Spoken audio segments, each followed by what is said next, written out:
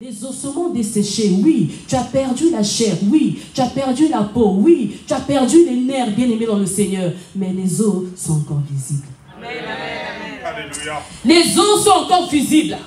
Tant que les os seront toujours visibles, le Dieu de la résurrection est capable de passer pour ramener à la vie ceux qui étaient morts. Amen. Alléluia. Tant que tu auras encore les os, qu'est-ce que les os? Les os, c'est le secret de l'homme. Et ton secret est entre les mains de l'Éternel. Amen. Job a dit que mon Rédempteur est vivant. Job avait perdu ses nerfs. Amen. Donc émotionnellement parlant, il était déjà abîmé. Mais malgré cela, j'ai encore mes os. Job avait perdu sa chair. Qu'est-ce que cela veut dire? Il avait perdu ses enfants. Amen. Même sa propre femme là. Maudit Dieu. Amen. Ah. C'est terrible, hein? Et ça fait très mal. La personne que Dieu met à tes côtés, elle est censée t'encourager, te soutenir, dans le bien comme dans le malheur, pour le meilleur et pour le pire. Et cette même personne-là,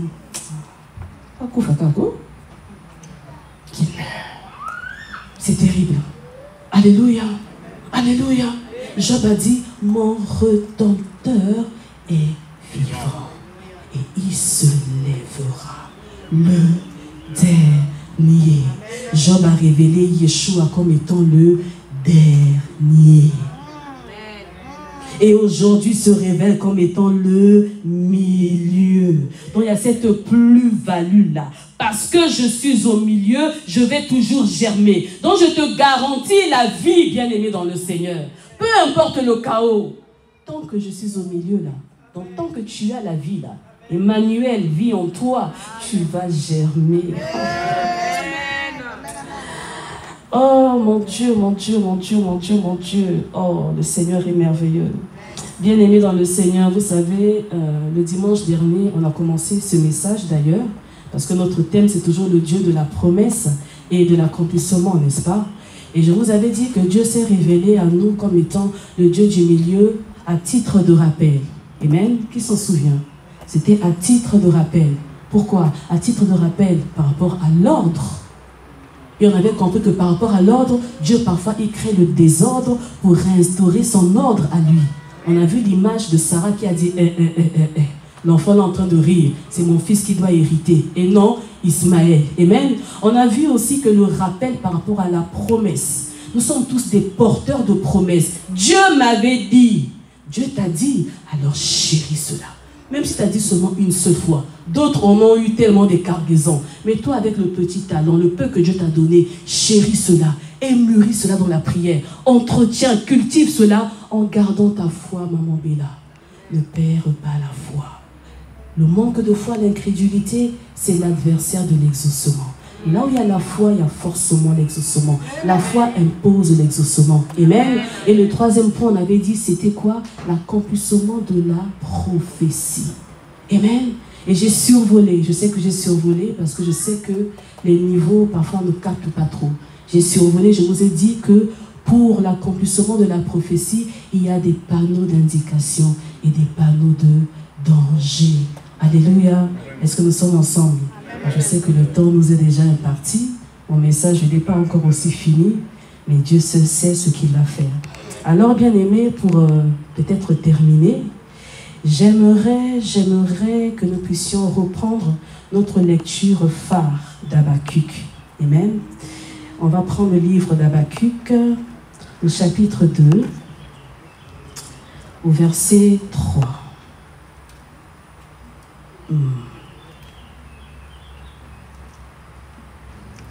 On peut rester assis.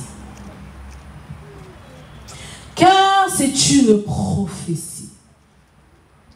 Car c'est un panneau d'indication, d'orientation. Car cela est un sceau, cela est marqué sur les empreintes indélébiles de ta vie. Et cette prophétie est sur le point d'arriver. Pourquoi? Parce qu'elle court à son terme. C'est une affaire de timing, bien-aimé dans le Seigneur. Oh mon Dieu. Cette prophétie-là ne fera quoi? Elle ne mentira pas. Donc lorsque tu as la prophétie sur ta vie, il ne s'agit plus de Dieu, mais il s'agit de toi. Parce que Dieu dit, il n'est pas un homme pour mentir, ni un fils de l'homme pour se repentir. Maintenant, c'est à toi, face à la prophétie, face à ce qui a été libéré sur ta vie, comment tu te positionnes. Bien-aimé de Dieu, les panneaux d'indication sont mis sur notre route pour nous empêcher de nous perdre. Ce panneau de danger que Samson n'a pas fait attention, il a perdu sa route. Pourquoi? Parce qu'il y avait un panneau de danger et il n'a pas pu saisir cela. J'aimerais te dire, pour terminer, que dans notre vie, il y a des panneaux de danger par-ci, par-là. Pourquoi? Parce que nous sommes des porteurs de promesses. Nous sommes des porteurs de prophéties, de grâce. L'insigne de l'Éternel se repose sur nous. Il y a des sceaux. Alors pour ceux-là qui arrivent à voir, à cerner, à apercevoir les réels panneaux d'orientation, d'indication, même de danger de leur vie, je reviens au début, c'est ceux-là qui sont élevés dans les hauteurs. Parce que dans les hauteurs, la vue est beaucoup plus étendue, plus élargie. On aperçoit de loin, on a la vue de l'aigle. C'est pourquoi au temps du soir, au temps de la fin, au temps de l'église, le prophétique est important. Amen.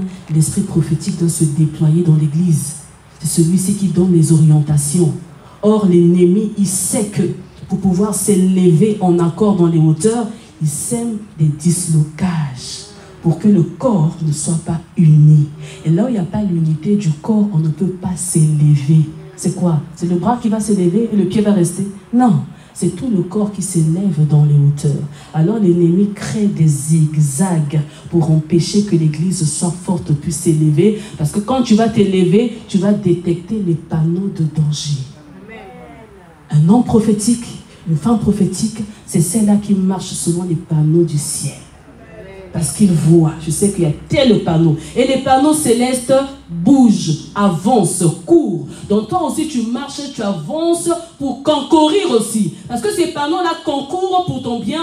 Alors toi aussi tu dois marcher en fonction d'eux. Est-ce que je parle à quelqu'un? Alors nous passons à côté. Pourquoi? C'est parce que nous marchons dans la dimension de la terre, dans la dimension de la poussière, et nous regardons des panneaux falsifiés. Tu vois ce panneau-là, on te dit direction à gauche. Passe ta main. Et quand tu passes la main, tu vois que la flèche est de l'autre côté. C'est ça les panneaux du monde. Et l'église se perd aujourd'hui parce qu'elle a perdu son milieu.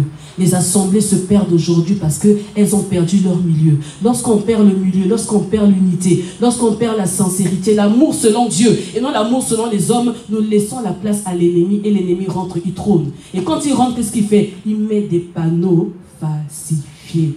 Y a-t-il un homme qui peut se lever ce matin, qui a écouté la parole, qui a mangé cette petite parole, puisse commencer maintenant à laisser parler son cœur? Oh bien-aimé, commence à laisser parler ton cœur. Il y avait tellement de choses à dire, mais le temps nous est imparti. Amen. Bien-aimé, tu vas commencer à parler. S'il te plaît. Commence à parler d'abord toi-même, par rapport à ta perception de ce message, par rapport à ta compréhension de ce message. Le message, ce n'est pas un homme qui libère le message, mais c'est Dieu lui-même qui libère son message. Alléluia. Alors tout dépend de la manière dont tu l'as reçu. Si tu l'as reçu, gloire à Dieu. Si tu ne l'as pas aussi reçu, bah, gloire à Dieu. Amen. Alors élève ta voix et commence à parler. Commence à prier. Nous sommes dans la prière. Alléluia. En accord, en accord. En accord. Jésus.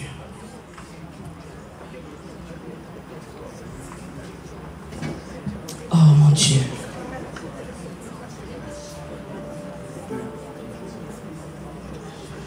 Je ne peux pas m'arrêter. Je ne peux pas échouer. Je ne peux pas stagner. Même si je freine, je ne peux pas rétrograder. Parce qu'il y a l'ainsi dit sur moi, il y a les marques du roi sur moi, il y a les empreintes sur moi, il y a plus grand que moi. Il y a plus fort que moi. Ce qui vit en moi est plus grand. Ce qui vit en moi est plus fort. Ce que je porte est plus fort. Alors je ne peux pas me taire. Alors je ne peux pas m'arrêter. Je ne peux pas rester dans la dimension de la terre, de la poussière. Je ne veux pas être trempé par les panneaux de la terre. Parce que je désire l'accomplissement de ma prophétie. Je dois toujours monter afin de cerner, d'identifier les panneaux qui sont en haut. Jésus.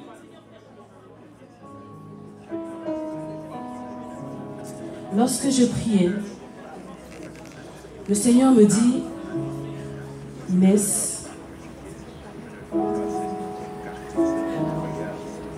l'heure de la prophétie de Joël s'accomplit maintenant. Amen. Je me rappelle encore en décembre, à la période des parfums de bonne odeur, j'avais relâché cet oracle. J'avais dit que l'heure est venue, l'heure est déjà venue où les vrais, où les adorateurs, il y aura une grande armée d'adorateurs qui s'élèvera à partir de 2025. Il y aura une révolution terrible sur l'adoration. Il y aura des réveils puissants, des hommes et des femmes remplis d'onction qui vont s'élever pour servir Dieu, pour manifester non pas leur ministère, mais pour manifester la gloire de Dieu, c'est-à-dire la révélation du Dieu du milieu. Et le Seigneur me dit, Inès, cela s'accomplit maintenant. Joël avait dit que dans les derniers jours, je répandrai de mon esprit. Ah, je répandrai de mon esprit sur toute chair. Vos fils et vos filles prophétiseront.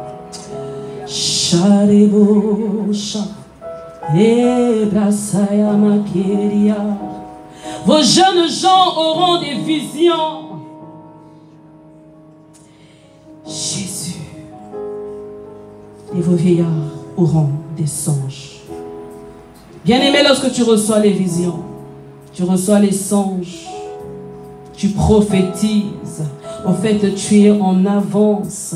Le Seigneur te sort du temps. Il te propulse dans ton futur, comme j'aime bien le dire, pour te ramener dans ton présent avec l'équipement qu'il faut, cher bien-aimé de Dieu. Alors, est-ce que tu peux commencer à élever ta voix? Est-ce que tu peux commencer à élever ta voix? Et tu vas invoquer la puissance du Saint-Esprit, la puissance de la révélation, la puissance de la prophétie, la puissance de l'inspiration. C'est le temps du soir, c'est le temps de l'Église. Et l'Église a besoin d'être inspirée. L'Église a besoin de marcher selon l'Esprit et non selon la chair. Élève ta voix, commence à parler. Élève ta voix, commence à invoquer. Élève ta voix, commence à prier. Commence à appeler le Saint-Esprit. Que le Saint-Esprit t'inonde. Que le Saint-Esprit descende sur toi. Que l'esprit de la révélation. Que l'esprit de la prophétie. Que l'esprit d'inspiration. Que l'esprit d'intelligence te transcende. Et que nous soyons transformés ce midi. Shalema, Shalema. Est-ce que l'Église peut prier? Est-ce qu'on peut s'élever en esprit maintenant? Commençons à prier.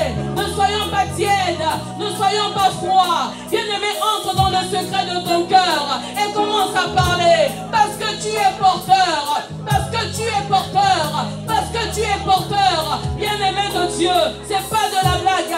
Mais parle, sois sincère avec toi-même.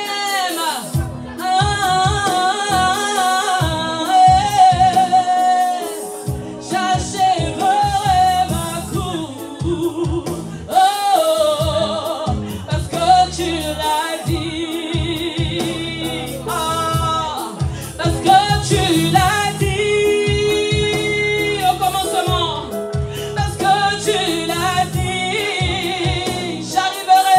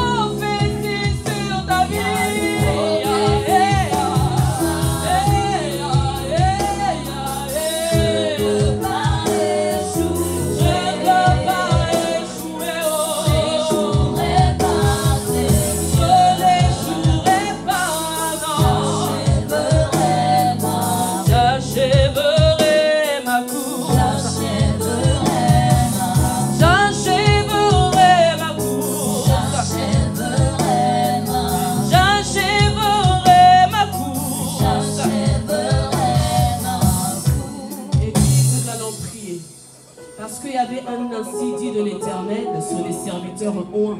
Quand je vois l'image de Moïse, Moïse a eu à étendre sa main. Et parce qu'il a étendu sa main, la mer Rouge s'est séparée en deux. C'est-à-dire Dieu s'est passé au milieu. Il s'est placé au milieu entre Moïse et la mer Rouge. Cher bien-aimé de Dieu, tu es face à l'impossible. Et ton Dieu ce midi te dit, je me positionne. Je me positionne.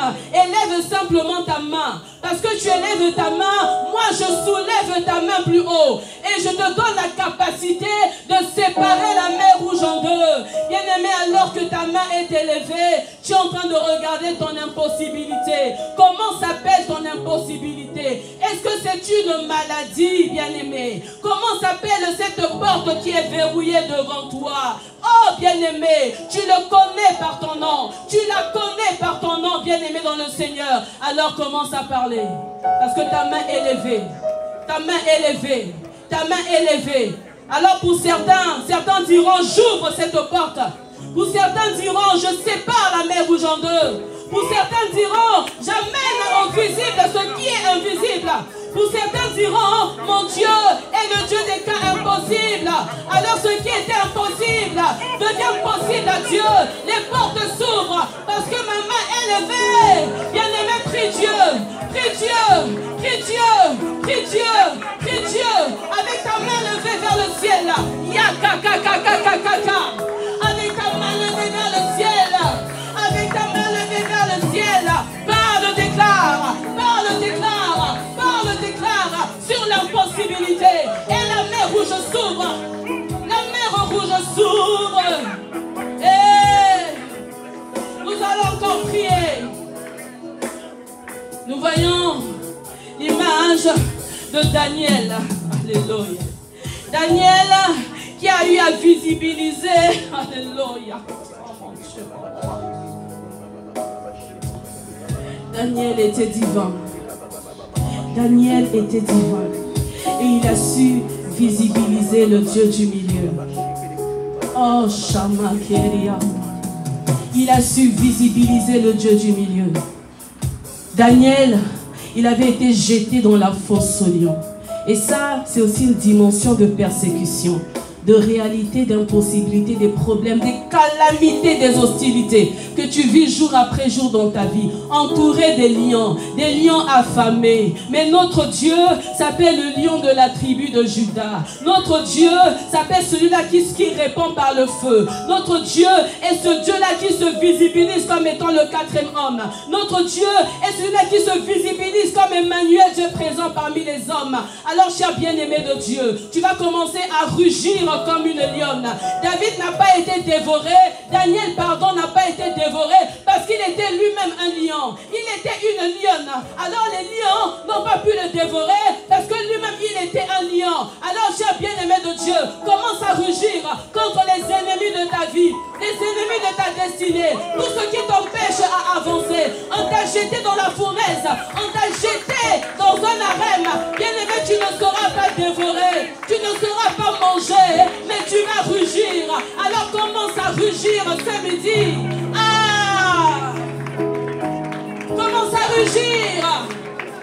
Le Dieu de Daniel est notre Dieu. Il s'appelle le lion de la tribu de Juda. Il s'appelle le quatrième homme qui dompte les lions dans la fosse aux lions. Nombreux sont dans les fosses aux lions. Et le Seigneur te rassure. Il te rassure ce midi que je suis là. Je suis le Dieu du milieu.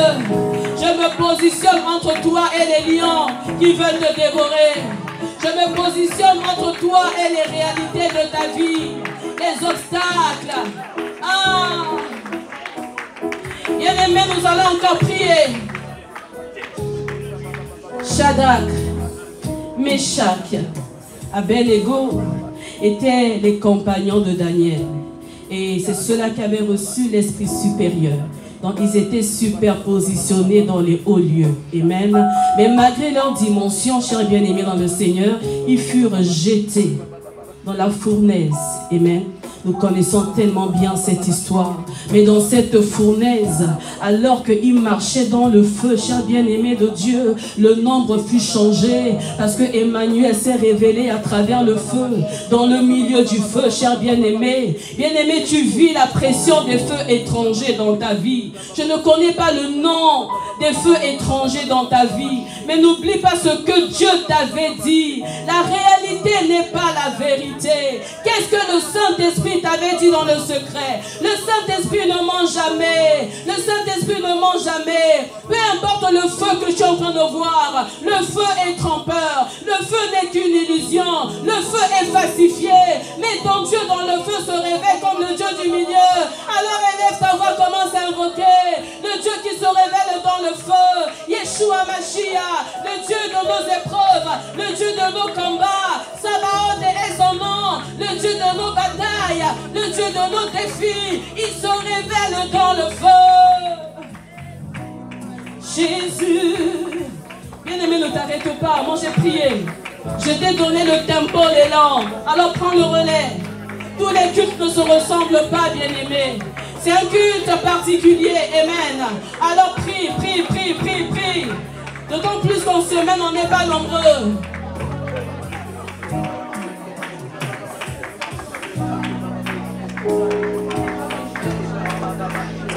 Alléluia. Yeah, yeah, yeah. Le Dieu qui répond par le feu.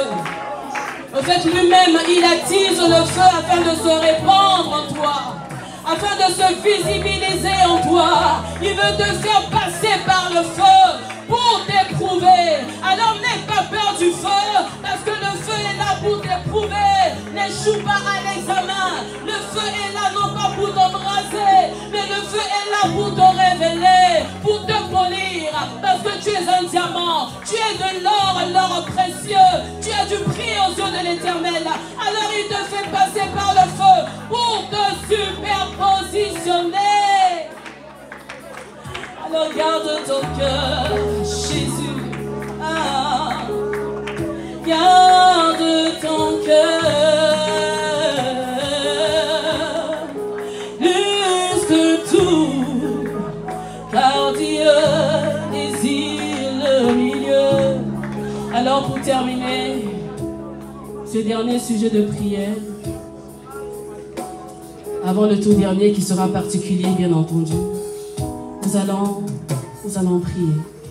Vous savez, Marie, elle était porteuse de la promesse.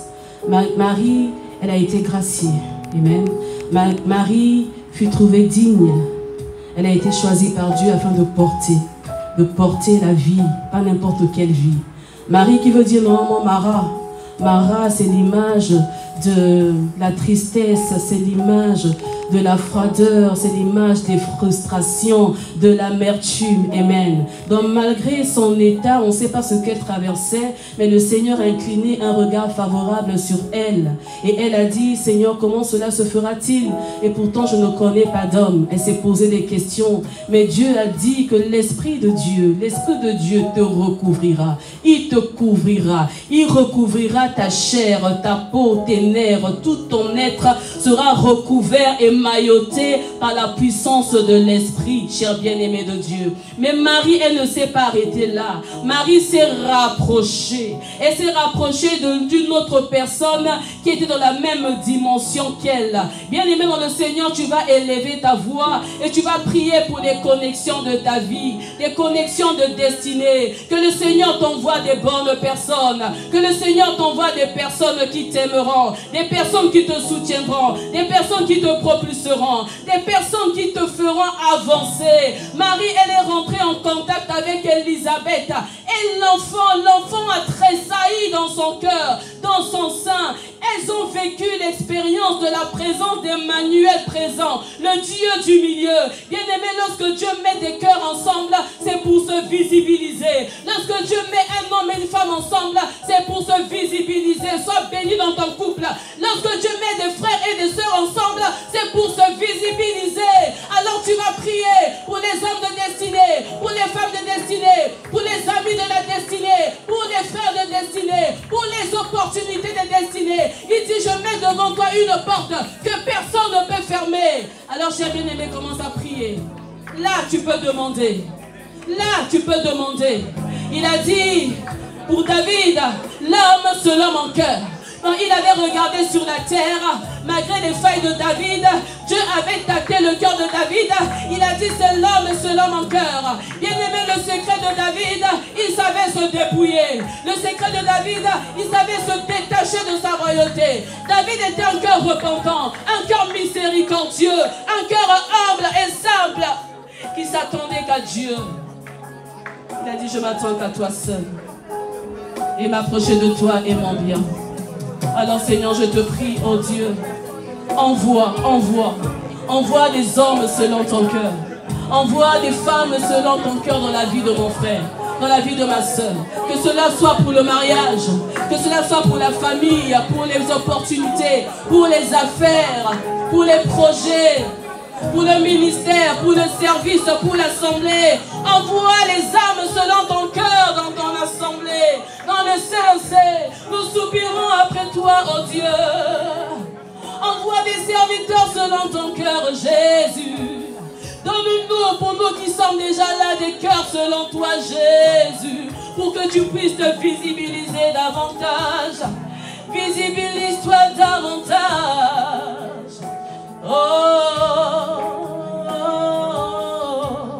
Élève ta voix et commence à rendre grâce à Dieu pour ces temps, pour ces moments. Alléluia, alléluia, alléluia. Rendons grâce à Dieu, rendons grâce à Dieu. Et rendons grâce à Dieu.